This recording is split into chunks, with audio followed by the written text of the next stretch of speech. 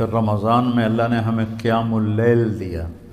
تراویح کا لفظ نیا ہے، یعنی یہ میرے نبی کے زمانے میں یا صحابہ کے زمانے میں یا تابعین کے زمانے میں تراویح کا لفظ نہیں تھا، یہ بعد میں ایجاد ہوا ہے۔ اس دور میں قیام اللیل تھا، اور یہ تراویح کا لفظ بنا کہ بعد کے دور میں اہل مکہ 4 رکعت پڑھتے تھے اور پھر ایک طواف کرتے تھے۔ اس کو ترویحہ کہتے ہیں، تھوڑے آرام کرنا، راحت سے ہے نا، اس کا اصل جو مصدر ہے وہ راحت ہے۔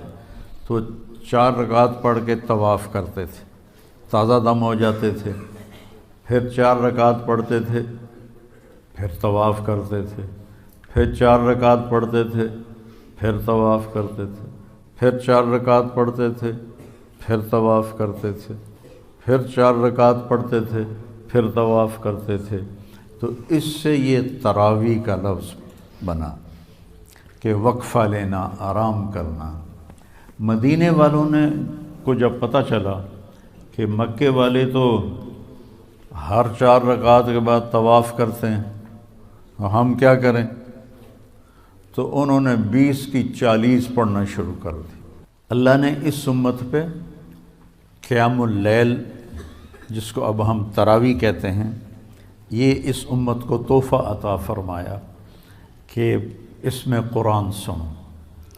اور پہلی کتابیں امت کو یاد نہیں ہوتی تھی، صرف نبی کو یاد ہوتی تھی، باقی کوئی کتاب کو یاد نہیں کر سکتا تھا، لہذا ان کی نماز تسبیح ہوتی تھی، تسبیح، تحلیل، تکبیر۔ تو ہمیں تو اللہ قرآن دیتا ہے، اگر قرآن کی سمجھ ہو تو کتنے کبھی جنت کے نظارے،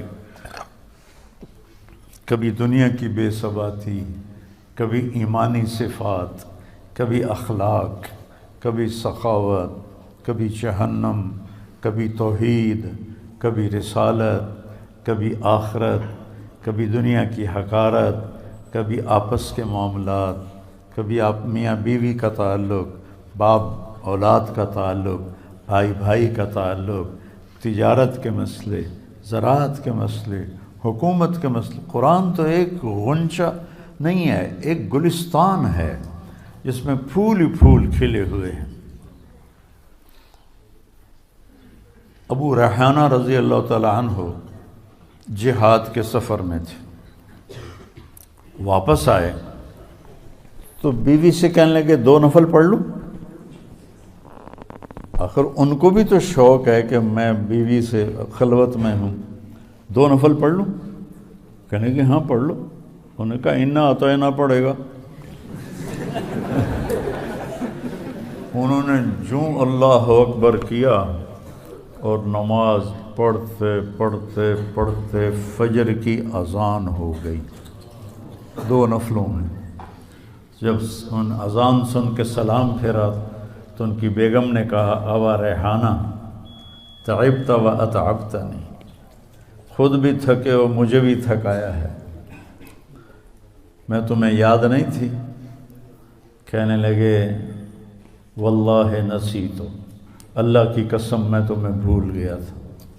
کہ تیرا بھلا ہو، بھول گئے؟ ایک کمرے میں خلوت میں کیسے بھول گئے ہو؟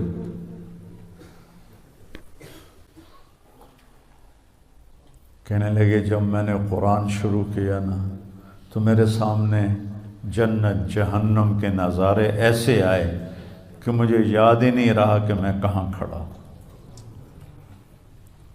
مجھے یاد ہی نہیں رہا۔ تو قرآن اللہ نے ہمیں یاد کروا دیا، اس کو سینوں میں محفوظ فرما دیا، اور رمضان میں کہا سارے مل کے قرآن سنو۔ اور قیام اللیل کے ہر سجدے پر 1500 نیکی لکھی جاتی ہے، ہر سجدے پر 1500 نیکی لکھی جاتی ہے۔ تو اگر 20 تراویح پڑھی تو 40 سجدے ہوئے، اور 15 چوکی 60 60,000 نیکیاں اور اس کو 70 سے ضرب دو، 70 گنا ہو جاتا ہے نا، تو 60,000 کو 70,000 سے ضرب دو تو یہ کروڑوں میں چلا جائے گا۔ ایک رات میں آپ اتنی نیکیاں جمع کر لیتے ہیں۔ 8 تراویح پڑھنے والوں کو برا نہ کہو، 20 تراویح پڑھنے والوں پہ اعتراض نہ کرو، یہ کمائی ہے، کر لو تو تمہارے مزے ہیں، چھوڑ دو تو تمہارا گھاٹا تو ہے ہی، گناہ کوئی نہیں لیکن گھاٹا تو ہے، نیکیاں کٹ گئی ہیں۔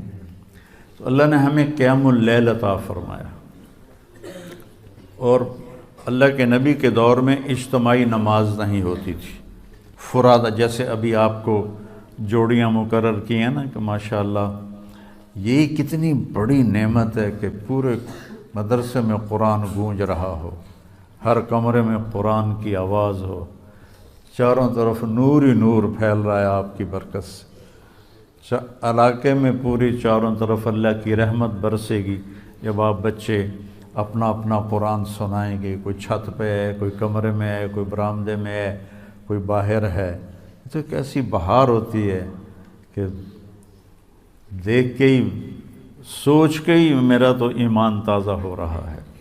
آپ خوش قسمت بچے ہیں جو حافظ قرآن ہیں۔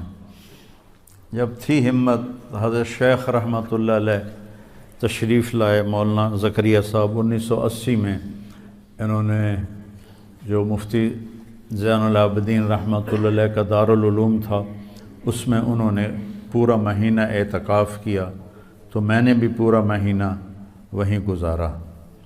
تو ہم خدمت میں ہوتے تھے، سحری بھی کروانی، افطاری بھی کوانی، پھر حضرت شیخ کے خلفاء آئے ہوئے تھے، ان کو تیل لگانا، مٹھی بھرنا، تو آخری عشرے میں پھر رائیونڈ کے کئی طلبہ آ گئے، تو میں سحری افطاری کروا کے، تراویح پڑھ کے، پھر بعد میں کتاب ہوتی تھی وہ سن کے، جب لوگ سونے لگتے تو میں، طاہر شاہ رحمۃ اللہ علیہ ساتھی تھا، فوت ہو گیا، اس کو میں اوپر چھت پہ لے جاتا اور 3 سپارے میں اس سے سنتا تھا۔ تو میں نے 2 قرآن ختم کیے، ایک تراویح میں اور ایک 10 دن میں جو آخری عشرہ ہے، روزانہ 3 پارے، اور تہجد کی 8 رکعات میں 3 پارے میں اس سے سنتا تھا۔